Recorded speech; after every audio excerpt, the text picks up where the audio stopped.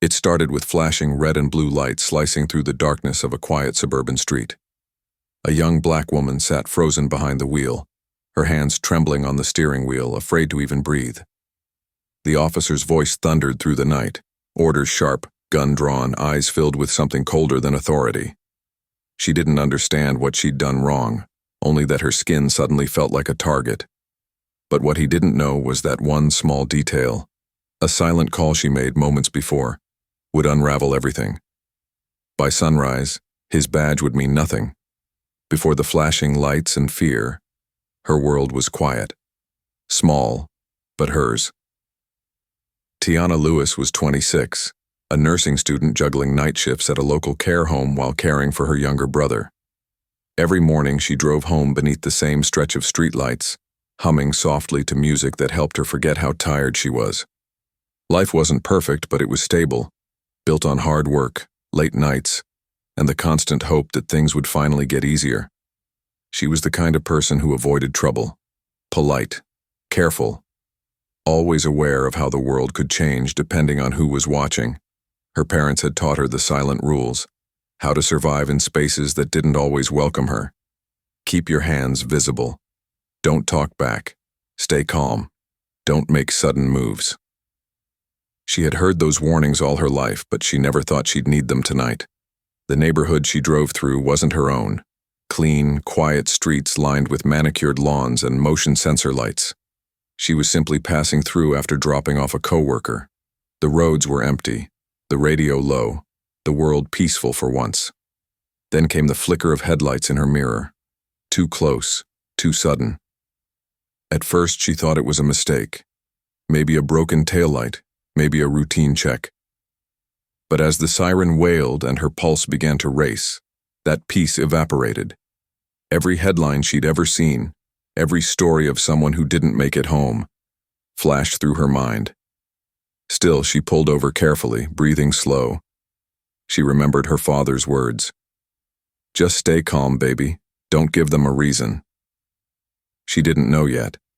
She wouldn't have needed one. The red and blue lights painted her car in violent colors, flickering across the glass like a warning.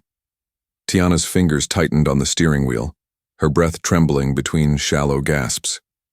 The night air outside was still, but her heartbeat thundered loud enough to drown out the world.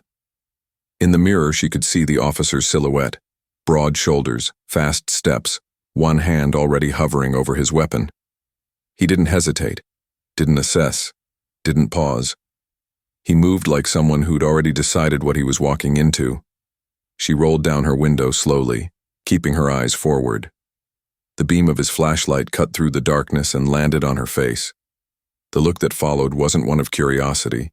It was suspicion, sharp and immediate, as if her existence behind that wheel was already an offense. His voice came harsh and commanding, muffled behind the echo of authority. She couldn't make out every word, but she heard enough. License, registration, hands where I can see them.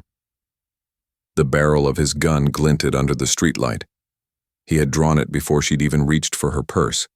Every instinct screamed that one wrong move could end everything. So she froze, eyes forward, voice barely a whisper as she told him her documents were in her bag. He shouted again. She didn't move. In that moment, she remembered the stories, the videos, the hashtags, the names spoken in protests. People who had done everything right and still hadn't survived the misunderstanding. Fear pressed down on her chest like weight she couldn't breathe beneath. With shaking hands, she picked up her phone. Not to record, but to call. Her brother, Malik. It was instinct, not logic. The need to have someone hear her, just in case. The call connected, silent on speaker, resting against her thigh. He said nothing, only listened. The officer circled her car, barking questions. Where was she going? Why was she in this neighborhood? Did she know how late it was? Each word dripped with accusation, like he wasn't looking for answers but confirmation of a story he'd already written. She tried to explain, about her shift, about the coworker, about being tired and heading home. Her voice cracked under the weight of fear. He didn't lower the gun. Instead, he told her to step out. slowly, hands up. She did as she was told, every muscle trembling under the gaze of a man who didn't see her as a person, only a possibility, a threat in the shape of a young black woman. The cold air bit her skin as she stood outside, her heart pounding so hard it hurt. Neighbors' curtains shifted. Someone was watching, but no one came out. The flashing lights made her look guilty, though she'd done nothing wrong. The officer moved closer, eyes scanning her car like a predator circling prey. His tone changed, sharper, fueled by something ugly.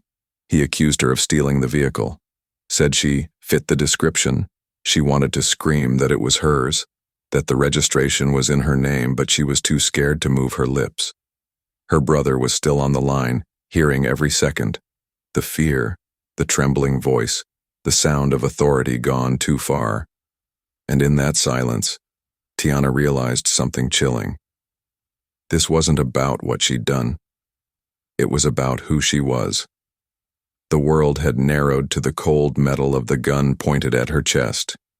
Every sound, the hum of the cruiser's engine, the rustle of her jacket in the wind, and became unbearably sharp. Tiana stood still, hands raised high, tears streaking down her face.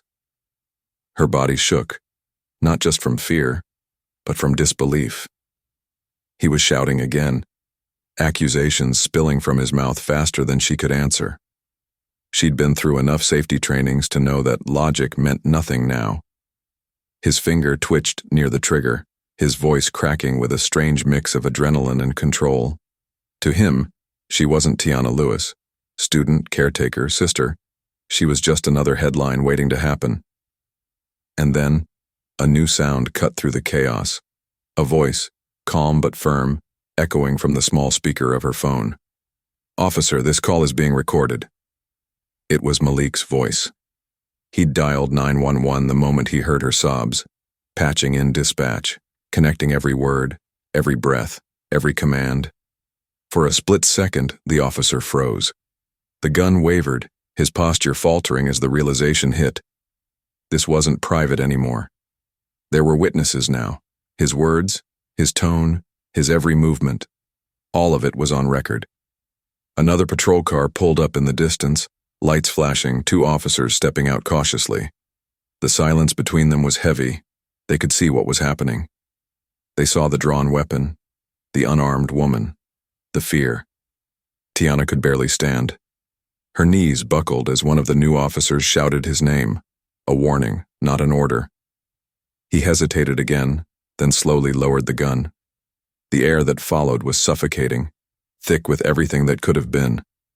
Tiana didn't move. She couldn't. Her body was still locked in the memory of almost dying for nothing. The second officer gently guided her away, his voice soft, almost apologetic, while the first stood frozen, staring at the gun in his hand as though seeing it for the first time. For him, the night was over. For her, it would never end. Morning light broke over the neighborhood hours later, soft and golden, a cruel contrast to the night that had just ended. The scene was quiet now. The flashing lights were gone, the crowd dispersed, but the memory lingered like smoke. Tiana didn't want fame or pity. She wanted something quieter, deeper, accountability. The officer lost his badge within the week. For some, that was justice. For her, it was only a beginning. Because she knew there would be others. Other nights, other names, other stories that might not end like hers. In the months that followed, she spoke at rallies, stood before classrooms, and shared her truth with anyone willing to listen. Her voice no longer trembled when she said his name, or the word fear.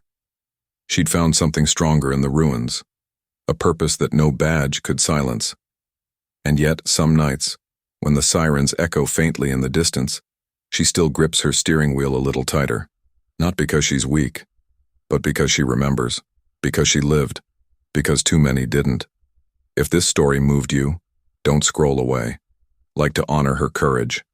Comment what justice means to you, and share this story, because silence protects no one.